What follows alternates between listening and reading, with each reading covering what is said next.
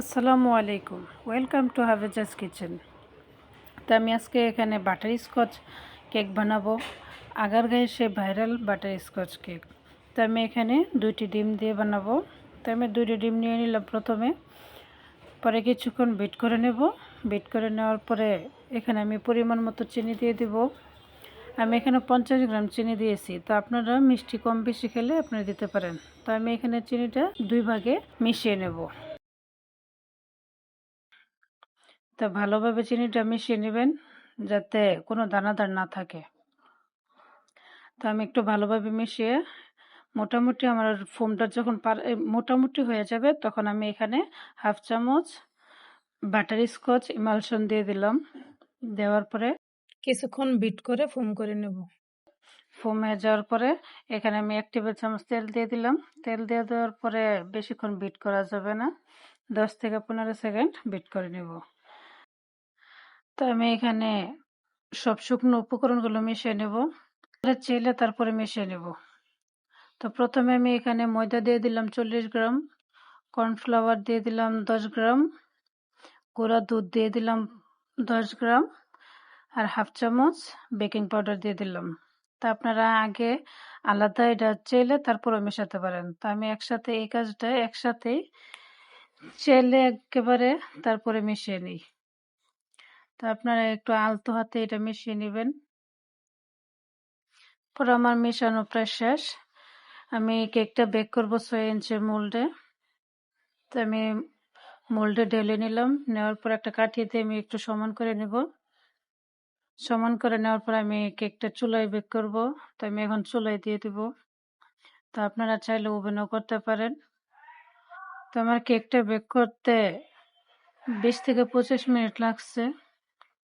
তা আপনাদের হয়তো কম বেশি লাগতে পারে। তো আমি এখানে কেকটা হয়ে যাওয়ার পরে একটু ঠান্ডা করে নিছি। ঠান্ডা হয়ে যাওয়ার পরে আমি কেকটা 2টি স্লাইস করে নিলাম।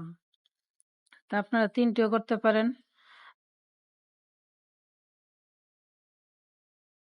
তাই আমি এখানে এবার ক্রিমটা রেডি করে নেব। 200 গ্রামের মতন ক্রিম দিয়েছি আমি। তো আমার ক্রিমটা রেডি। তা এখানে বাটার স্কচ সসটা আমি এখানে দেখাইলাম না। বাটার স্কচ সসটা আর হচ্ছে প্যারালাইনটা যদি আপনারা জানতে চান কমেন্ট করে জানাবেন।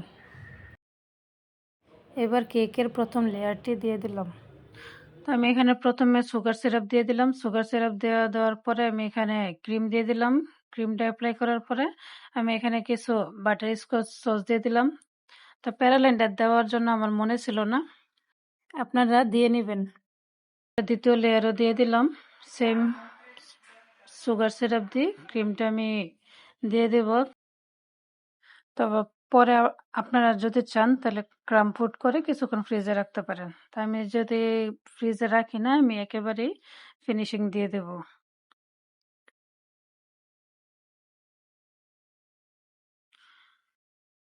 তো আমার কেকটা প্রায় ফিনিশিং দেওয়া হয়ে গেছে।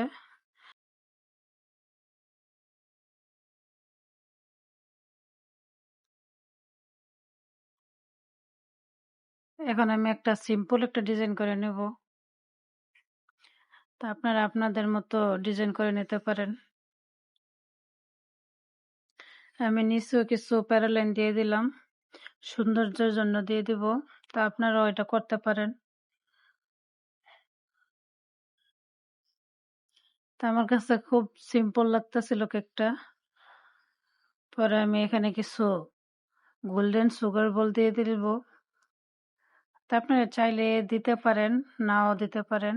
তা আমার কাছে ভালো লাগতেছিল না, পরে আমি কয়েকটা সুগার বল দিয়ে দিয়েছিলাম গোল্ডেন। ভিডিওটি ভালো লাগলে লাইক, কমেন্ট, সাবস্ক্রাইব করবেন।